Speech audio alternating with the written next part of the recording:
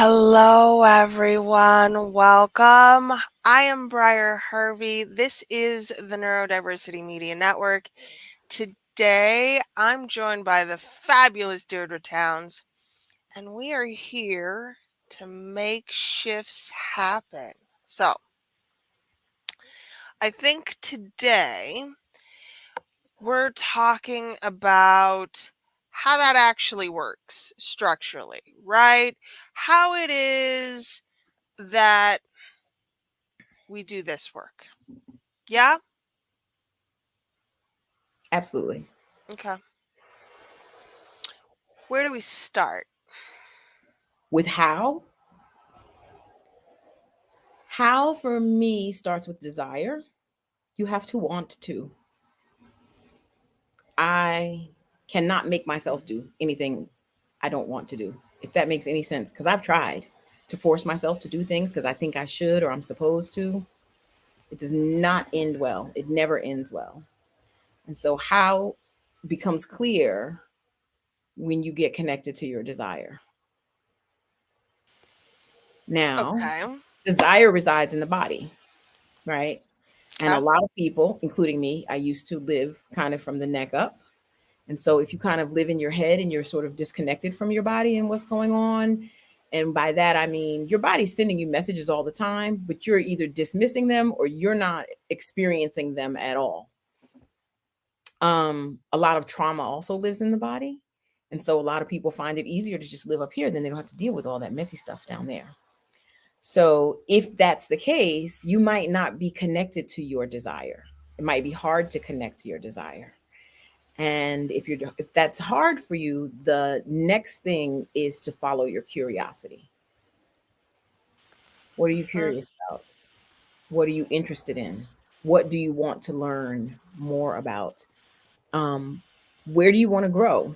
Like even something like I just downloaded an app recently because I'm a nerd and will I want to know what the plants are that I see. Like if I see a flower, if I see a plant, and this app will let me take a picture of the thing and it'll tell me what it is. Okay, I like that. I like that a lot. Right. So That's that's like following my curiosity.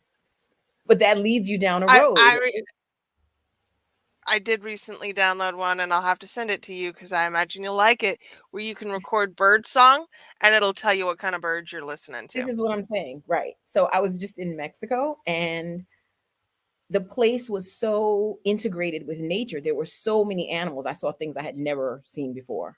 And birds would come. We had a little balcony, and birds would come and chill on the balcony. And I was taking pictures of all the birds and using Google Images to tell me what bird is this. I saw an actual woodpecker. I was like, oh my gosh, it's Woody. I know I'm dating myself. But I was like, I'd never seen an actual woodpecker. So it was kind of cool.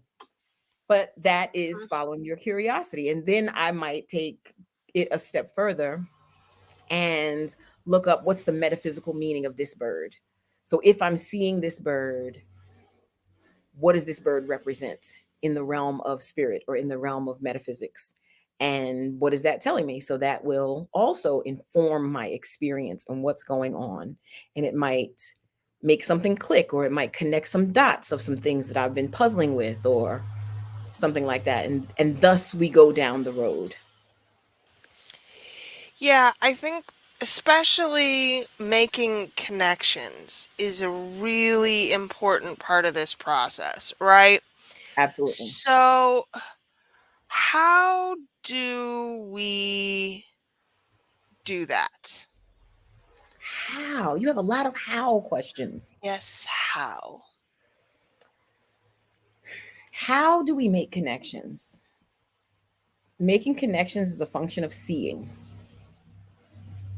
right? Either you see it or you don't.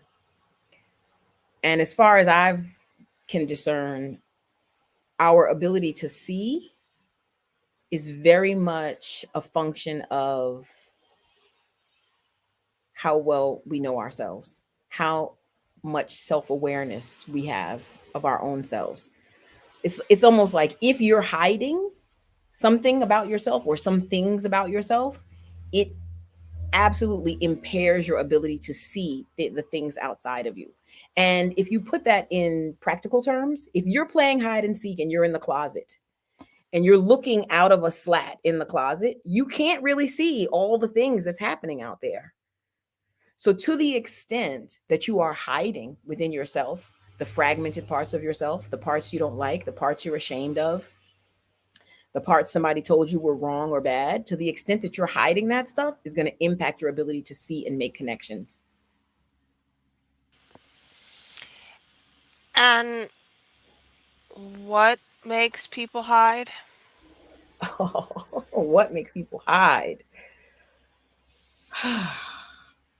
Shame will make people hide.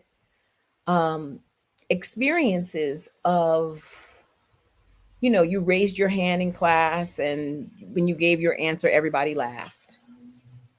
That'll it's almost imperceptible, and you make a decision. Oh, that wasn't good, or that was wrong, or I don't like the way this feels. So you have an experience and you don't like the way it feels, and so you start shrinking yourself so you don't have to feel that way anymore. I don't want to feel that. So I'm not going to do that. I'm not going to extend myself. I'm not going to raise my hand. Or that's, for me at least, how hiding can begin. And go ahead. You have a question? When we're hiding, we're not receptive to the messages that we are given. So, how do Right. we fix that?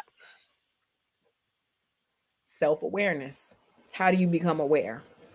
So one of the things that I think is very interesting, my father says this thing like, if you're not meeting any resistance, you're probably not moving, right? Because a body in motion, the laws of physics, the body in motion will experience resistance, right? Even if the resistance is air. So as you are moving towards something, you will be getting information from this resistance, will be giving you information, right? The resistance can tell you, oh, you need to adjust to the left, or you need to adjust to the right, or things like that. That's how you become aware of your body in space, right? So if there's more wind on the right, then maybe you need to make an adjustment to the left, or some such thing like that. So having a thing that you're moving toward, that you're working toward, that you're looking forward to will cause you to be in motion. And in that motion, you are going to discover some things about yourself in the process of moving toward that thing. Hmm. But it's got to be one thing, right? Not 12 things. Like, I- define for me what that looks like when our priorities are spread too thin, right? Mm. This is a problem my people have a lot, right? We we have a we have a lot of loves. We do a lot of things. We spread ourselves so thin that there's no, maybe it doesn't feel like there's momentum, or Hmm. just that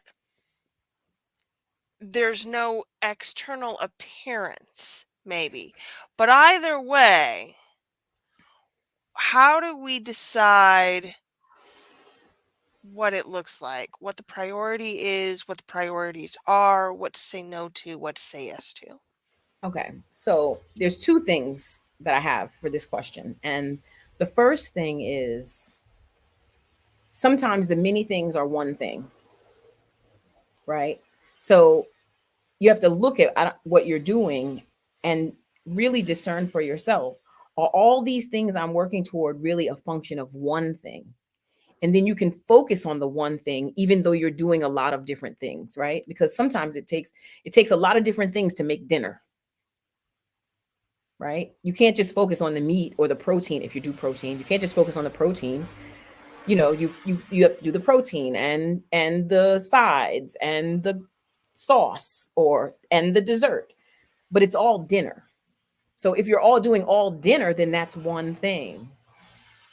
But if you're doing breakfast, lunch, and dinner at the same time, maybe that's spreading your resources too thin, because time is sometimes a factor in choosing how to prioritize. Breakfast needs to be ready first. So maybe focus on breakfast. That doesn't mean you can't, if you're doing bread, if you're breaking bread for dinner, maybe you start the dough and then put it to rise and then make the breakfast. You know what I'm saying? Like there's a timing thing, but focus is one of the ways we amplify power. Say more. And so, well, it's like a light. A focused light is a laser and it can burn a hole in something. But an incandescent bulb is very diffuse and it will light the whole room. So sometimes you need the power of a laser, and sometimes you need to be diffuse and spread it around so that there's light all around. So as you're prioritizing and you're looking at your list or what you need to do, there's a few things. There's what can be delegated. And for those of us who have control issues, that can be difficult. Those of us with perfection issues, I don't want to let anybody else do it because they won't do it the way I would do it. Right? That can be an issue. But you can't live a big life if you're doing everything yourself. Nobody does anything big by themselves. You can't run for dog catcher by yourself. You need a team. True. So old though. That makes us look so old. Can't run for dog You can't catcher. run for dog catcher by yourself. You cannot. And so there's something to be said for the power of having an enrollment conversation, right? Because enrolling people, leading, it's so funny. I feel like I'm going way off topic, but we're going to come back around. But leading people used to bother me because I have issues with authority, right? Because I'm a rebel and a nerd. And I didn't want to be in the authority position. And so I have often eschewed leadership positions, although I have leadership qualities. And what I found was that I like the kind of leadership that is collaborative. I like to collaborate with other leaders. I don't want to be responsible for a whole bunch of people. I want to work with people who are all standing in their own power and their own sovereignty and their own agency. And we're working together to build something or to grow something. That's collaborative leadership. That looks very attractive to me. And so when you are working with people, in order to get people on your team, in order to have people engaged in this vision that you have and create whatever it is. I was doing a repast for somebody, and I was lucky enough and very grateful for the people that came, and because I can't do it all by myself. And so people came and they helped. They were enrolled in the vision. They were asked, do you know how to ask? Do you know how to make an invitation? To invite I have people a whole show about that, y'all. in. Right. So that's a thing. That's part of this prioritizing and how to focus your energy and how to focus your attention. Sometimes it means delegating or inviting someone to participate, to join you in the journey or in the creation, in the collaboration of whatever it is that you're trying to build. But that takes something, that takes some skills. You have to know how to talk to people. You have to share your story with them in a way that it resonates and they see what's in it for them. That's an enrollment conversation. So you're enrolling them in the vision. So people helped me because my friend who passed away, he was so generous, had such a big heart. I didn't have to say anything. I was like, I'm doing this thing. Can you do this? But they loved him like I loved him. And so it was a no brainer. And even once we were there, people were in the space saying, can I help with anything? Everybody wanted to be in contribution. So it doesn't work so well for selfish people. It doesn't work so well. This collaborative leadership doesn't work so well for people who are invested in transactional relationships where They're not willing to do anything unless they're getting something out of it. That's transactional, which is very rooted in capitalist colonial stuff, which we're not going to go down that road, but you get what I'm pointing to. And there's an opportunity to really lead and live another way. And that's part of what I find fascinating or very attractive about the kind of leadership, collaborative leadership that I'm interested in, and that allows you to have more and to do more and to do big things in the world. Hmm. And to do big things in the world, you have to let go of many smaller things. Mm-hmm. Yep. Let's talk about that process a little bit. Well, how do you define what's small? Good question. And so it's interesting. What's coming up for me is as we're talking about this is in my model of leadership, there's no job that's too small to do for me to do. It's not like, oh, I'm the leader, so you know, I'm not I'm not doing that. It's not it's never that, right? But there is an efficiency, a working toward efficiencies. I am not necessarily the best person to have um what am I not good at? I don't know. Something. I'll say math, although that's not really true, but I used to be able to do it in my head and then I had children and they took all my math.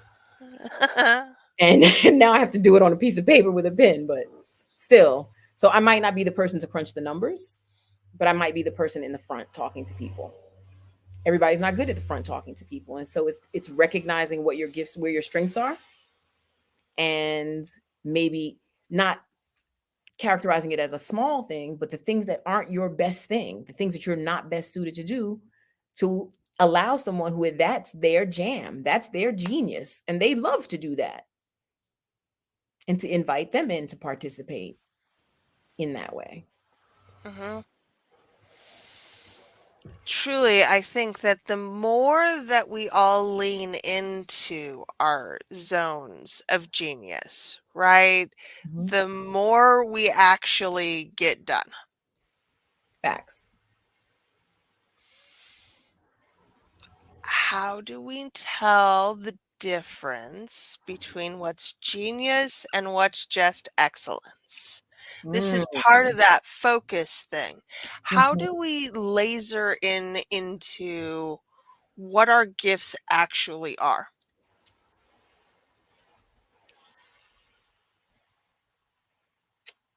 So a lot of people have a lot of gifts, right? Most people. You're not just Mhm. gifted in one thing. You might be gifted in many things, but everything doesn't light you up on the inside. For me, coaching is in my zone of genius because it's what I would do for free. I'm good at it. It's I'm always wanting to learn and grow this thing in myself. So that's even back to curiosity. That's back to desire. I lead with this. What do you lead with? Just because I'm good at something doesn't mean that that's what I need to be doing. So, um, that's one of the ways for me to tell where your excellence is because you could be good. I'm good at this, but it doesn't light me up, right? I used to think I wanted to be a doctor. When I went to college, I started in majoring in biology because I like to know how things work. I'm fascinated by systems and processes. And then I realized I didn't want to work in a hospital. So that's not the job for me. That's not the job for me. I could be an excellent doctor. No, not for me. So, And that's where we get back to the hiding thing because you have to be really honest all the time about what your desires are and are not. mhm, absolutely. Oh my gosh. My mother used to say, "To thine own self be true." I don't know if I said this on the last call. To thine own self be true. And when I was little, I didn't know what she was like. How could you not be true to you? Like, you are yourself all the time. How can you not be? Because I think very literally. And as I got older, I came to understand what that means. It means really be honest with yourself about what you want. And sometimes that's really hard because people who love you and people who you admire and people who are supporting you want something else for you than what you want for yourself. And to stand in that can be really hard, Really hard. really hard. Mhm. And so that requires a level of honesty because it's easy. It's easier to just acquiesce. It's easier to not make any waves because you don't want to upset them, because you love them and they love you and you don't want them to be disappointed in you.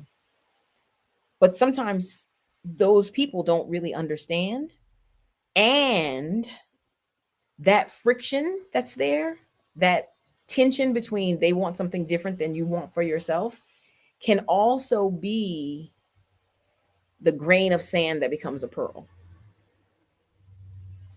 if you're willing to do the work, if you're willing to withstand the tension of that. As a practice, what does doing the work look like? It looks like rigorous honesty with yourself, right? Really being honest about who you are and what you want. And that process in itself can take years of unpacking the layers of shoulds that get layered on you by culture and society and family and church. If you have church in your background, there's a lot of shoulds. And some of those shoulds will work for you and you'll keep them, and some of them won't. But there's a process of unpacking that stuff, of pulling back the layers and saying, this worked for me when I was 6, but it doesn't really work for me at 26. And to have the courage to discard it and to at least start looking for it. This doesn't work. What does work?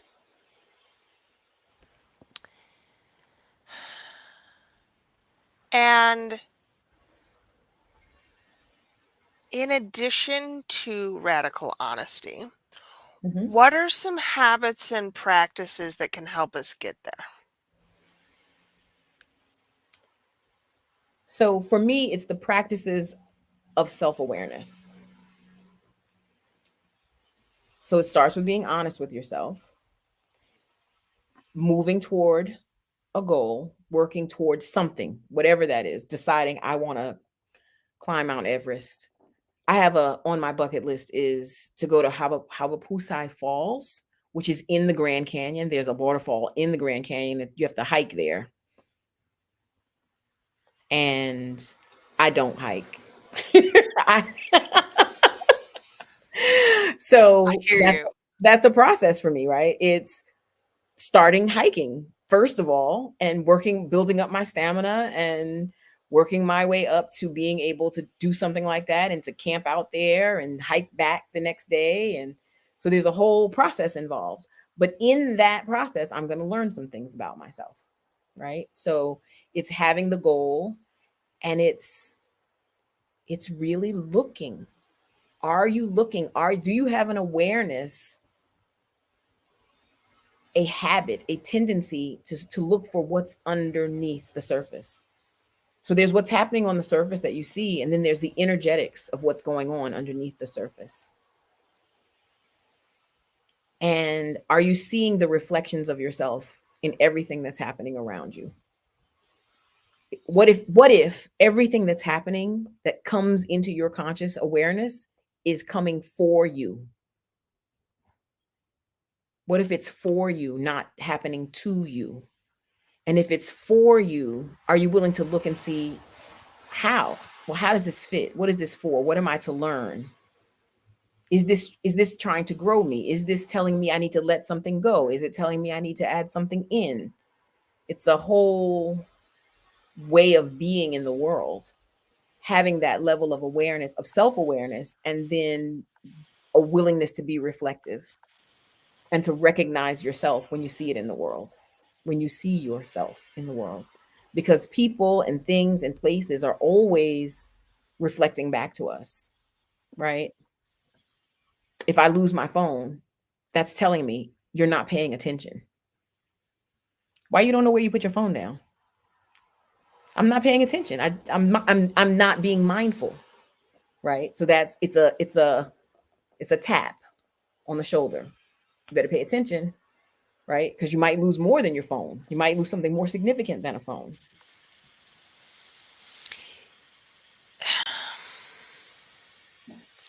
How do we cultivate? Here's another how. How do we cultivate awareness in this here world we got, baby? Like, this is a hard thing. How do we cultivate awareness?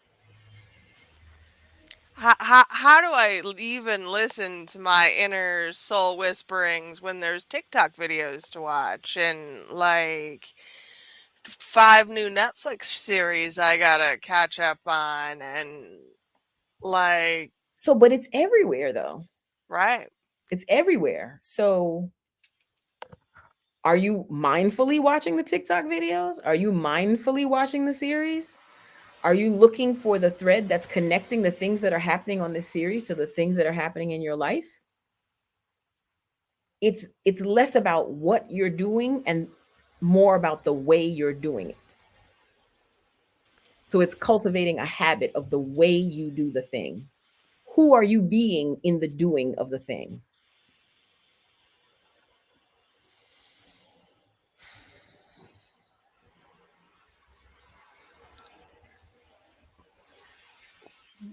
What does that look like structurally? What does it look like structurally to look for who you're being in the doing of the Hmm. thing? I know, but like, this is hard for folks. Yeah. Well, nobody teaches it. Well, they don't teach it in No. school. They don't teach you this in school. You can hire a coach who can help you learn this. But in general, in our society, they don't, first of all, the powers that be, the government, the whoever they are, they don't really want you to be self-aware because they don't want you to be aware of what they're doing. So if they can keep you in the dark, they can keep doing the nonsense they're doing. I tend to agree with that assessment. Yes. Right. So it's something you have to seek for yourself. It's got to be important enough to you. And it's all it's there's a little bit of if when the student is ready, the teacher will appear, but it might not look like what you think it's going to look like. Like Mr. Miyagi might not show up. It might be somebody else, right? It could be the homeless guy who's asking you for change. It could be any there's an opportunity in every interaction if you're looking, if you're paying attention. And that looking and that paying attention happens when you're centered in yourself, centered in yourself, who you are, when you're honest with yourself. All the things that we've been talking about, they all feed on one another to expand your capacity to do this. Hmm. So, what does synchronicity look like when it's Oh, all working? What does it look like? What does it feel like when we've actually done this? it feels like riding a wave, and I don't surf. So I am imagining that this is what riding a wave feels like. If you are standing on one foot on the floor, you're not standing still because your foot that you're standing on is doing this to keep you upright. There are all these minor adjustments that are happening all the time. That is what I imagine riding a surfboard is like. You have to make all these minor adjustments to keep Hmm. yourself on top of the surfboard riding the wave. That is what it feels like.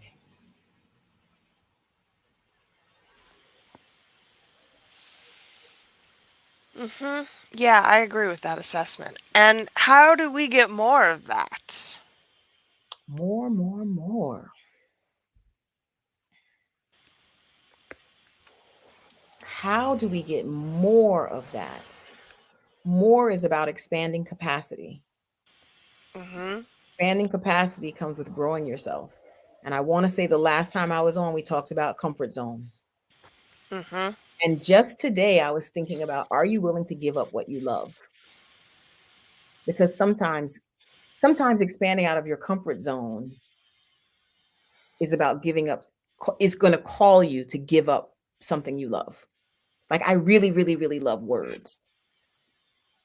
Finding just the right word with just the right meaning to express what it is I'm trying to say. I told you I was a nerd. Okay. So I really love words, but I also recognize that there are things that exist beyond the expression of words. And so Mm-hmm. if I only focus on words, then I'm limiting myself from the experience of those other things because they exist outside of the realm of language. So sometimes you have to be willing to give up what you love and what you're familiar with so you can get a bigger piece, so you can have a bigger experience, so you can expand your capacity. Hmm.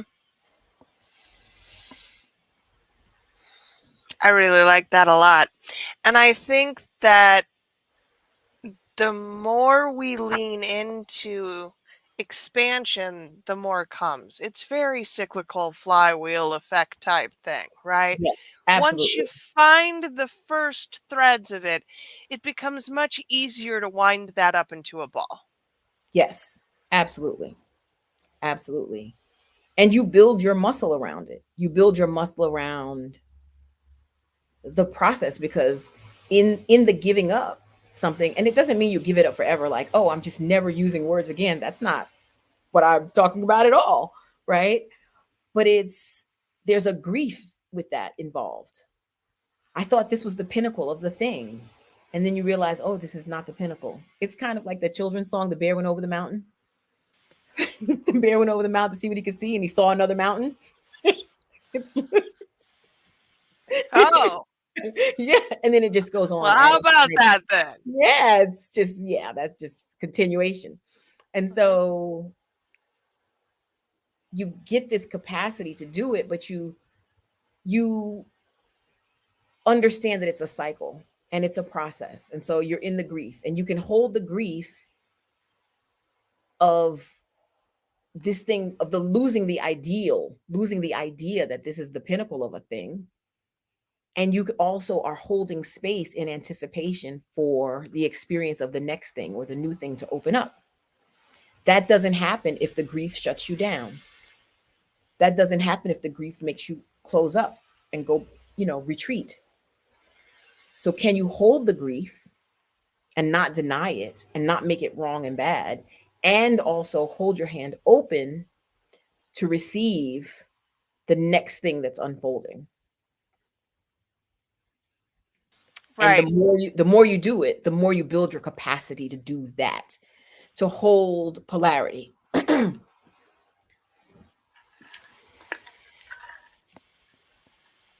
Both and it's a big deal, right? It's a really big deal. And I think the more we lean into it, the more we find that capacity. But I think there's a gap here, right? Between having enough yarn to ball it up, right? Mhm. And finding that thread. How do we help folks make that transition? Help folks make the transition between Not finding the thread. right, finding their own threads, right? What are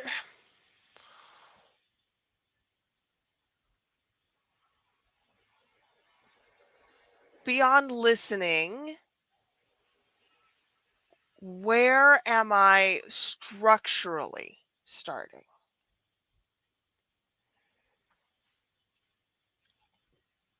Physically, Right. Can So, I can I mhm. read a book? Can I Oh my gosh, right? there's a million books. Right. There's a million books. Uh, I really like The Power of Now by Eckhart Tolle Okay. because that's about being present. It's about how do you keep your attention and your focus on the present moment. And that's one of the ways. So we're talking about looking and seeing and being open. That doesn't happen if you're not present. That awareness, that self-awareness, that awareness of what's happening, that making the connections and seeing the connections and connecting the dots, that doesn't happen if you're not present. If you're wrapped up in your anxiety about the future or grieving something from the past, excuse me, you're not present. And Mhm. so it's like there's always, if you find yourself being one sided, right? Because in this world on the material plane is a world of duality. And very often we want to focus on one side of a thing and we ignore the other side. And that stuff falls into the subconscious and then behaves badly and comes to bite us on the butt. That's why building the capacity to hold polarity is so crucial to this way of being in the world that we're discussing today. Um, like I was saying about words, thinking words are the greatest thing, words are the pinnacle, or logic, right? There's Mhm. a lot of people, especially in our society in the West, logic is highly valued commodity, the ability to think logically. But logic will only take you so far because logic doesn't always lead you to the correct answer. There are things that exist outside of logic, but you don't get there. You don't get to see them or experience them if you won't let that go. And then we're back to both and. We're back to Right. can you hold both things? So it's even recognizing, oh, I'm only seeing one side of this to get you to say, oh, there's another side. What is it? You don't have to like it. You don't have to dislike it, but you need to be aware that it's there. And when you're aware of it and when you can own it, then it's neutralized. Mhm. And I do think we talked in the first episode about sitting in the discomfort of that. Hmm. And so I think part of building this skill is recognizing that it's hard. Yes, it's hard. It is easier if you can do it in community. It's Mhm. harder if you try to do it by yourself. Even having a partner, right? Because everybody's not going to understand. Everybody's not going to get what you're trying to do. Everybody isn't even thinking about these things. Everybody isn't trying to have this conversation that we're having today, right? No. Right? And so those are not the people that you need to be in community with. But there are people, there is a contingent of people who recognize that there's something more. And sometimes this more exists in the space of intangibles. So if you can orient yourself to perceive intangibles, you open yourself to explore this space. And it's very helpful to have companionship on the journey. Define for me intangible. Intangibles, reputation is intangible, but it's a real thing, right? You something you build, it's something you work on. You can't see it, but you know that it's there. That's an intangible.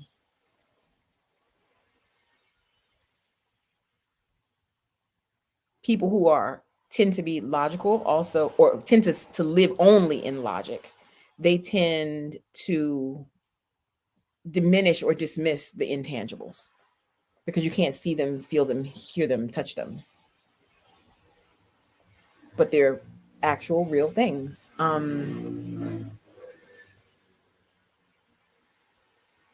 Intuition is intangible,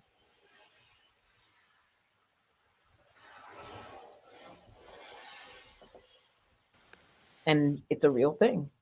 Now, you can dismiss your intuition, you can not listen to your intuition, for better or for worse, and that doesn't mean that make it any less real. And at the same time, it is a skill that you can practice at and develop. And I Absolutely. think that's kind of a lot of this, I've always heard and said, magic is just science that we haven't figured out yet, Hmm. right? And Hmm. that's so much of what these things are. They're very practical things that we just don't have the words for. Right. So, Mary Marcy tells the story of how electricity existed before Edison discovered it. Like, electricity wasn't new. We just didn't have language for it. We didn't have the distinction of electricity, Mm. right? There was lightning. There's been lightning all along.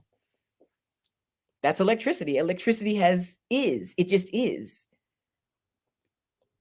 We didn't know how to harness it. We didn't know it was an actual thing until I don't know who was it. Benjamin Frank, one of them, one of those guys. Franklin, Edison, somebody. They did the work. Somebody did the work. Somebody did the Somebody work. did the science. Somebody did the Now, science. now I have lights and internet. It's Yeah. great. Thanks. Yes. For these things we are grateful. Exactly. And this is true for our personal development. Absolutely.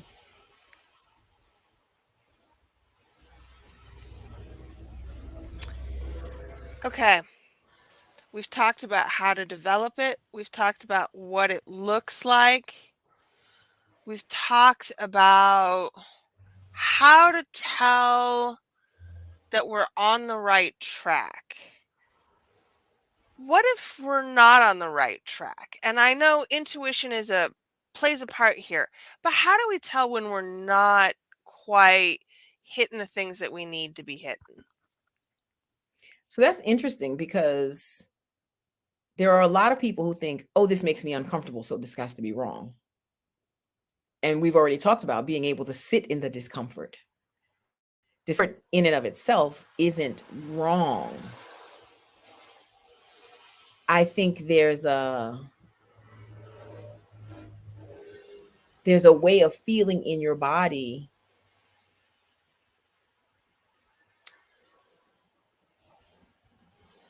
that gets activated. There's sometimes somebody will say something and it's just a no, right? It's just, oh no, not that. Like, I knew I couldn't work in a hospital. That was not the life for me. And so discomfort is not the cue. It's sometimes there's a straight no, and you need to listen to that. And sometimes there's resistance, but resistance is not no. Resistance is an invitation to look at this. What is underneath this? Is this resistance there because there's trauma on top of it and you're not going to be able to pass this until you heal this trauma? So that doesn't make it wrong, the wrong track. I'm trying to think of what would make it the wrong track. I almost feel like all roads lead to Rome. It's like Mm. it's like all roads lead to Rome. You just have to choose a road.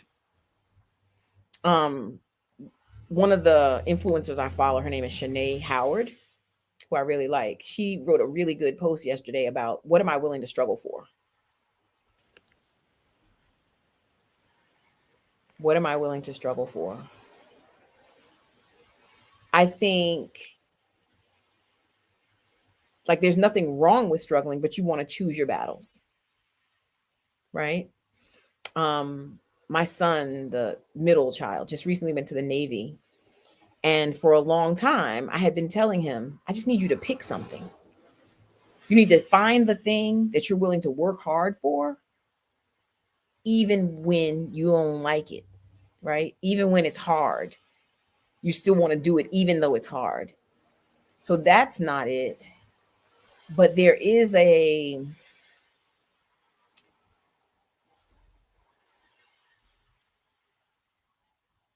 could say, I don't want to do it this way, right? I don't want to take this road.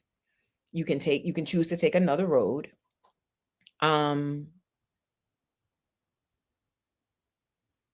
I think you can, I think your awareness tells you when to pivot. And I do think some of this is just about making the choice, right? I think so many people get stuck in the what if this or Mm. what if that, when truly, if all roads lead to Rome, Hmm. it's just about picking a road and going down it. Right. Why is that so scary? Uh, I think because there is a bit of adventure. Yes, you have to have a sense of adventure in order to do that.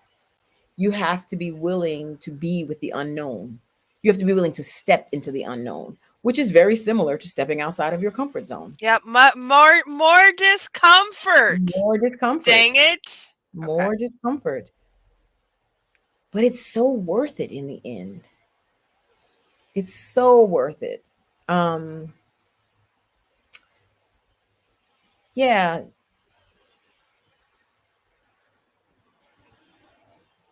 I think it's just the knowing. You know, this is for me, this is not for me. I can't be prescriptive about it.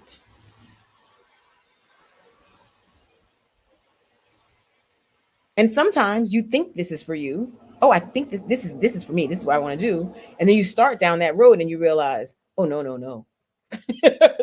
No, no, no. I need a different road. Mhm. I'm not doing that. And so many people will ignore that intuition and lead with the sunk cost of, well, I've already started down this road. Mm. Mm-hmm. And sometimes it's okay to have to, take a side trail Mm-hmm. or go Or back cut your losses. or cut your losses and Cut go your back losses and find a different fucking road. and start over. Mhm. That's hard, right? It's to me, I liken it to being in a bad marriage, honestly. It's like, oh, I've been married for 10 years. I've already put in all this, da da da da da da. And then it's like, well, you could have 10 more years or 20 more years of that, or you could start over again. But I don't think either one is necessarily wrong in and of itself on its face. It's just a choice. Mhm. Which work are you willing to do? Like, there will be work. Mhm. Just choose your work. Well, that's very exciting. Would you care to leave us with some words of encouragement? Words of encouragement. Um, you are already whole, perfect, and complete, lacking nothing.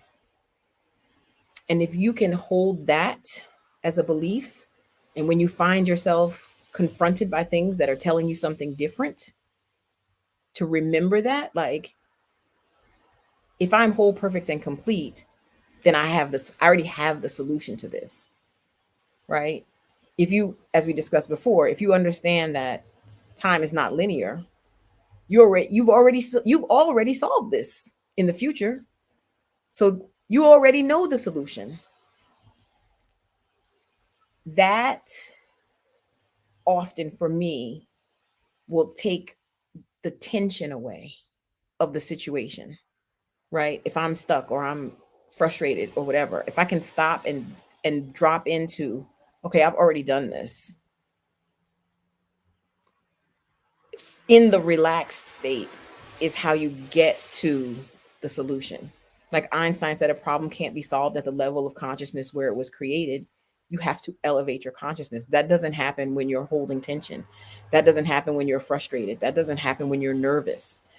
And getting yourself to relax, activating your relaxation response in the face of whatever has triggered you is a real skill that can be learned and can be developed over time. But that's what's necessary to drop in so that you can see what's necessary. What's necessary right now? What do I need right now to do right now?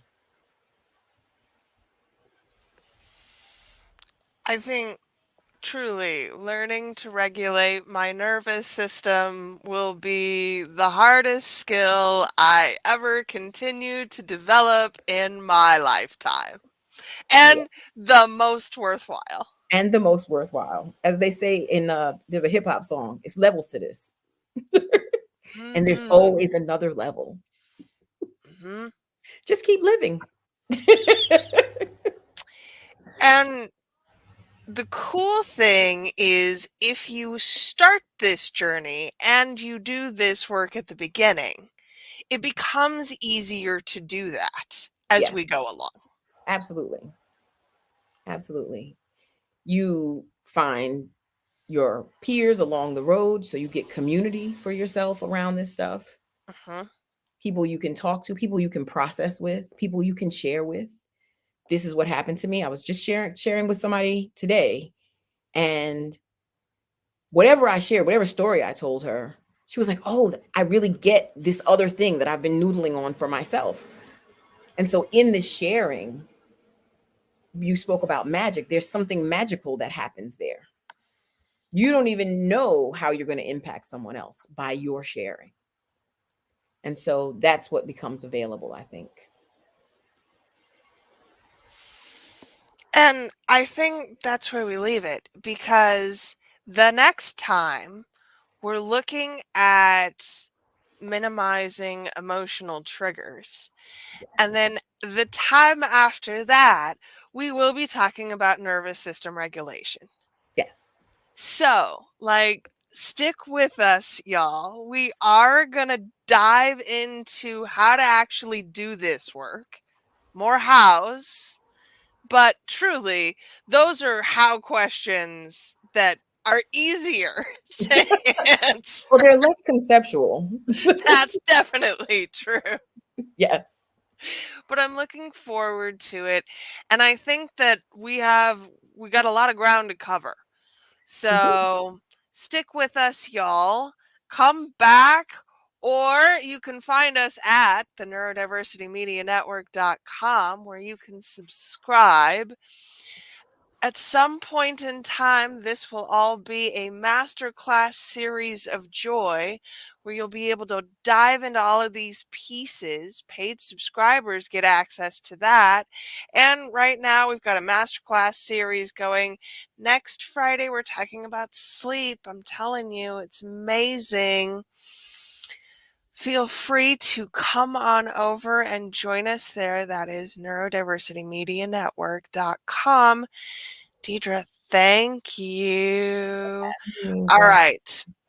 I'm gutting up, because truly triggers are going to be, that one's going to be a fun conversation, Yes. y'all. So excited. It'll be amazing. And I hope y'all join us for it. We'll see you next time. Bye.